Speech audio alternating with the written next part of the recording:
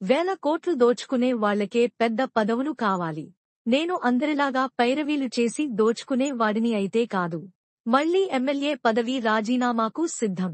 గత ప్రభుత్వం ఉన్నప్పుడు 100 మంది ఎమ్మెల్యేలను మునుగోడు ప్రజల కాళ్ల కాడికి తీసుకొచ్చిన చరిత్ర నాది. ఎమ్మెల్యే కోమటిరెడ్డి రాజగోపాల్ రెడ్డి. నేను అందరిలాగా పదవులకు పోయి పైరవులు చేసి దోచుకునేటోళ్ళు అయితే కాదు. ఎవరికి కావాలి పెద్ద పెద్ద పదవులు? పదవులు అడ్డం పెట్టుకొని రాజకీయాలకు వచ్చి రాజకీయాలు అడ్డం పెట్టుకొని పదవులకు వచ్చి వేల కోట్లు దోచుకునేటోడికి వారికి పదవులు కావాలి.